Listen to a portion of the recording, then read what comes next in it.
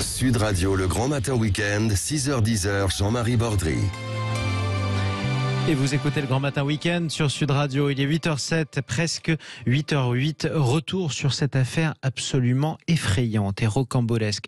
L'évasion en plein Toulouse d'un cannibale. Le cannibale des Pyrénées, c'était son surnom, qui s'en est pris à une septuagénaire en l'agressant avec une grande violence. Bonjour Jean-Pierre Bouchard. Bonjour. Vous êtes psychologue, vous êtes criminologue, vous êtes spécialiste des agresseurs et des victimes. Un type d'agresseur, heureusement, extrêmement rare. On le rappelle, en 2013, cet homme avait tué un nonagénaire. Il avait cuisiné sa langue et son cœur. Il avait ensuite agressé avec une énorme violence un agriculteur au hasard qui racontait, après en avoir échappé, il me frappait avec une barre de fer, il avait la bouche ouverte mais les dents serrées. Cet homme est fou. Qu'est-ce qui explique une telle violence ?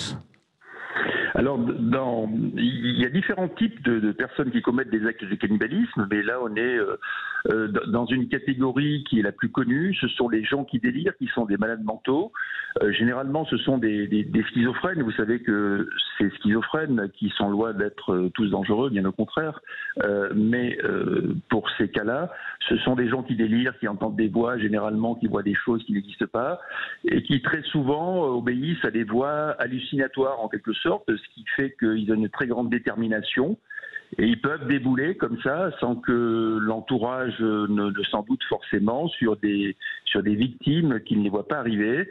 Et donc ils peuvent les agresser avec ce genre de motivation. Mais encore une fois, ces passages à l'acte cannibale, en quelque sorte, sont extrêmement rares. Moi, sur le très très grand nombre d'agresseurs que j'ai pu voir, examiner, j'ai dû en connaître une quinzaine maximum. Donc ça reste des faits extrêmement graves, bien évidemment. Vous avez quand même connu une quinzaine de cannibales, mais c'est vrai aussi que c'est votre travail et que du coup vous connaissez énormément plus de criminels. Il y a un prisme déformant, si vous voulez. Voilà, exactement. Vous avez un prisme déformant.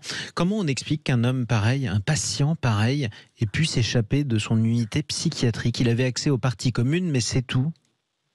Alors je ne sais pas, ça c'est à voir avec l'institution où il était, parce que depuis 1838, quand des gens sont réputés être dangereux, si c'était le cas pour celui-là à cette époque-là, généralement ils sont placés sous contrainte dans des établissements psychiatriques en général, mais là je n'en sais pas plus. Donc là ça veut dire qu'on imaginait peut-être qu'il était moins dangereux qu'auparavant. C'est un ancien de l'Afghanistan. Qu'est-ce qui peut déclencher une telle maladie, puisque là on parle bien d'un malade? Oui, alors là vous le dites, c'est un ancien de l'Afghanistan, donc il y aurait eu des épisodes ou un épisode psychotraumatique en quelque sorte. Ça peut avoir un lien, mais en tout cas ça n'a pas de lien avec le passage à l'acte cannibalique. Et en général, dans ce type de cas, il est difficile de corréler d'éventuels psychotraumatismes à ce type de passage à l'acte. C'est vraiment le délire là qui est déterminant. Les thèmes délirants qui font que ces gens-là veulent vraiment agresser quelqu'un pour en consommer la chair, voire en boire le sang. C'est aussi un cas que j'ai pu voir dans le passé. Donc c'est vraiment les éléments délirants qui sont prépondérants dans les mobiles. Est-ce qu'on guérit de ce genre de maladie ? Alors la schizophrénie, il y en a régulièrement, peut être traitée, prise en charge. Il y a des moyens médicamenteux, il y a des moyens psychothérapiques, d'autres moyens. Et beaucoup de schizophrènes qui ont été délirants peuvent ne plus l'être et peuvent être stabilisés, évidemment. Généralement, ils bénéficient d'un suivi thérapeutique à moyen ou long terme. Donc sans coller à cette affaire, oui, il y a régulièrement des sujets malades mentaux et schizophrènes en particulier qui peuvent aller mieux après les prises en charge. Est-ce qu'on sait ce qui peut déclencher cette maladie, cette schizophrénie?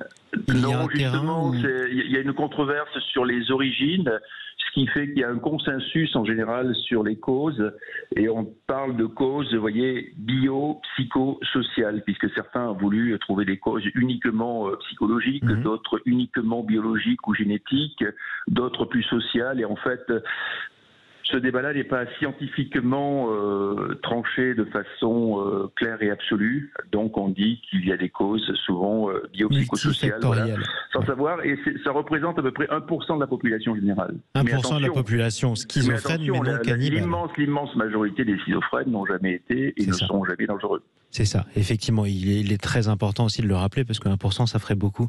Effectivement, merci beaucoup Jean-Pierre Bouchard. Je vous en prie. Vous êtes psychologue, je le rappelle, vous êtes aussi criminologue, spécialiste des agresseurs et des victimes. Merci pour cet éclairage sur Sud Radio.